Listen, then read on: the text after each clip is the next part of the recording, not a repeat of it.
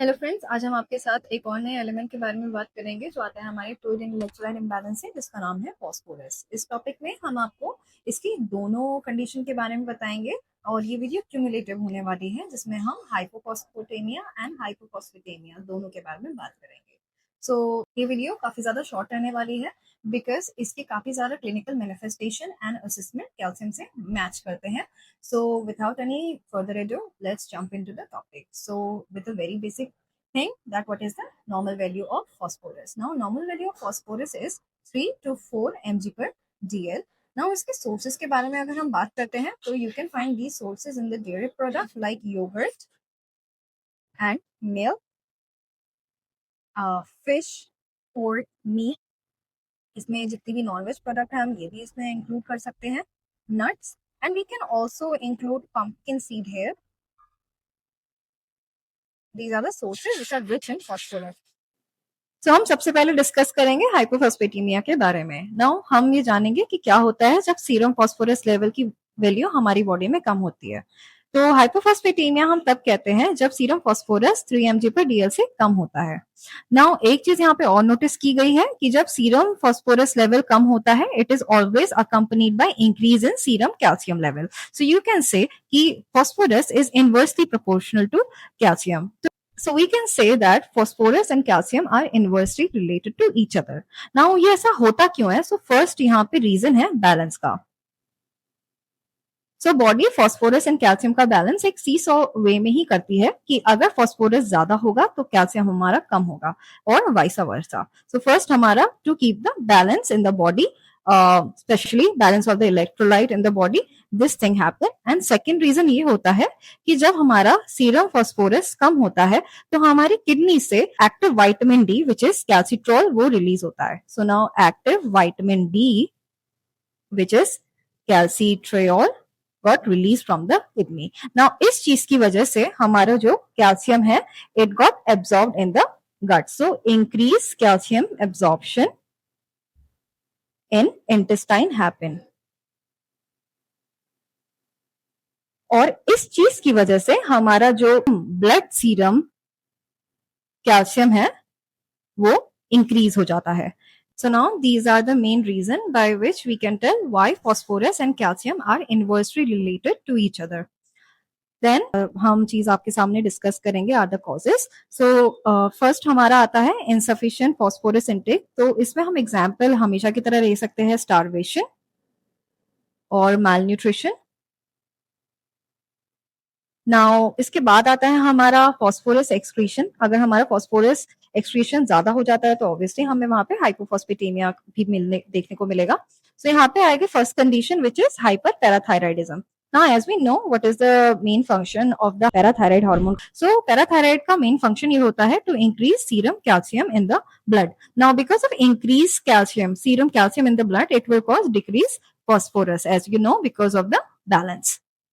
So second हमारा cause आ सकता है विच इज लाइक मैलिग्नेंसी. कुछ मैलिग्नेंसी जैसे मल्टीपल माइलोमा हम देख सकते हैं जिसमें हमें हाइपोफॉस्फेटेमिया देखने को मिल सकता है. एंड हमारा एक ट्यूमर इंड्यूस्ड ऑस्टियोमाइलेशिया हम इसमें इंक्लूड कर सकते हैं. We can also include leukaemia here which causes increased phosphorus in the blood. Now, use of some antacids which causes hypophosphatemia, which are mostly magnesium and aluminium based, like aluminium citrate and magnesium oxides. अगर हम इस type के antacids का use करते हैं, then it can actually neutralize the phosphorus in the GI tract. Then इसके बाद आता है हमारा इंट्रासेलुलर शिफ्ट के बारे में हम इस पे पढ़ सकते हैं. सो फर्स्ट वन इसमें आता है हमारा hyperglycaemia. As you know यहाँ पे इंक्रीज होता है हमारा blood glucose level and it actually act as a osmotic diuretic.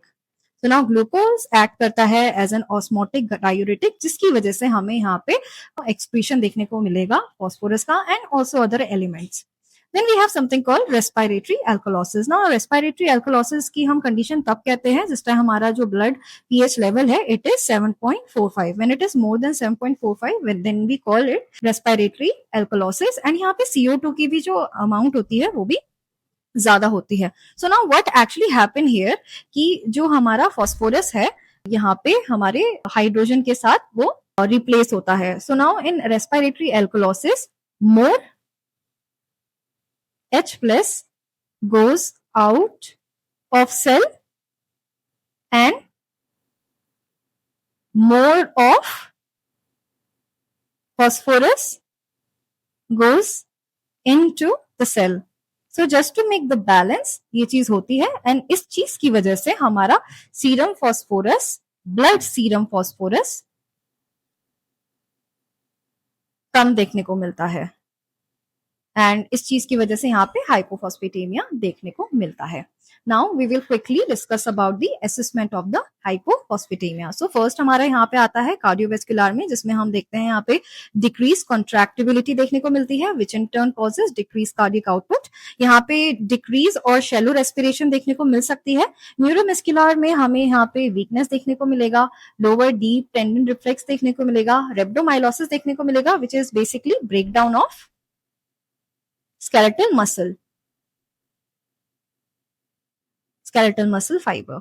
ना यहाँ पे देखने को मिलेगा हमारा डिक्रीज बोन डेंसिटी एंड यहाँ पे देखने को मिलेगा इरिटेबिलिटी, कंफ्यूजन एंड सीजर्स देखने को मिल सकते हैं हमारे हाइपरफॉस्फेटेमिया वाले पेशेंट को.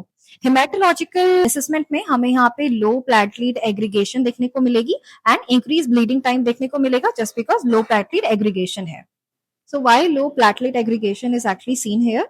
Now, for aggregation, for platelets to actually chunk in between each other, it required energy, and energy is required in the form of ATP.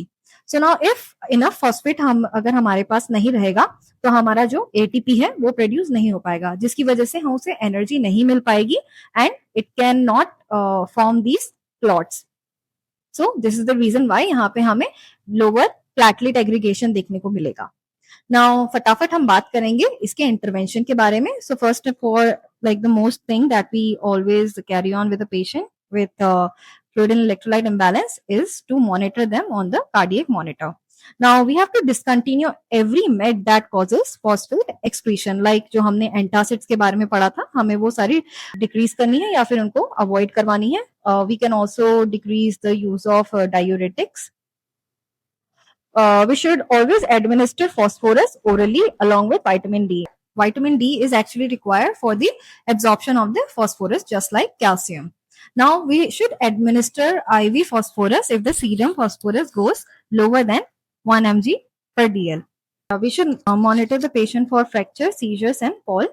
So we should always assess renal system before giving phosphorus. Why? Because it can also cause calcium sedimentation, which can cause calcification, and further it can cause to renal failure or organ damage.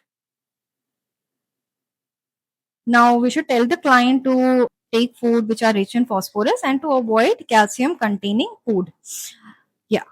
So after this, we are going to jump into the another topic, which is hyperphosphatemia. So now, what is hyperphosphatemia? When the serum phosphorus is actually 4.5 mg per dl जब वो होता है, तब हम यहाँ पे इसे hyperphosphatemia कहते हैं. And again, increase in serum phosphorus can cause decrease in calcium, serum calcium. Now, what are the causes? So first one is the decreased renal excretion. So it causes increase in phosphorus. Then there is something called tumor lysis syndrome. Now tumour lysis syndrome में हमारा जो tumour cell है जब वो break down होता है तो उसके बाद वो काफी सारे हमारे एलिमेंट्स है वो एक्सपोज करता है to the blood stream which is like phosphorus, potassium and uric acid. So इस चीज की वजह से हमारा यहाँ हाइपरफॉस्फेटेमिया देखने को मिल सकता है. नाउ अगर पेशेंट ले रहा है ज्यादा फॉस्फेट कंटेनिंग डाइट, उस चीज की वजह से हाइपरफॉस्फेटेमिया हो सकता है. And if the patient is increasing the use of phosphorus containing laxatives and enema, so it's like a misuse of them and which again can cause increase in phosphorus. Now hypoparathyroidism can also cause hyperphosphatemia because if the parathyroid hormone, if the PTH hormone is low, it causes decreased blood calcium, which in turn causes increased phosphorus. Then these are the causes that we just discussed. So now we can talk about the assessment of the hyperphosphatemia. So as I told you, इसके काफी ज्यादा clinical manifestation and assessment hypocalcemia की तरह होते हैं. So I would suggest you guys to watch my previous video which is about hypocalcemia. And इसमें हमने discuss कर रखा है chopstick sign and Trousseau sign के बारे में. जितनी भी मसल से रिगार्डिंग यहाँ पे वीकनेस है which actually come because of hypocalcaemia like lower calcium की वजह से, यही चीज आपको hyperphosphatemia में देखने को मिलेगी. So I would suggest to go and watch that video. Now we can talk about the intervention of hyperphosphatemia. Now यहाँ पे हमें prevent करना है obviously hypocalcemia को. So we will take all the measures that help in prevention of the hypocalcemia. And again, I would suggest you guys to watch the video about the same. And we should administer phosphate binding medications. And इसका example आता है हमारा calcium acetate हम यहाँ पे देते हैं which is like a phosphate binding and it can actually cause excretion of phosphorus from the body. Now we should always avoid taking phosphate containing food or medication.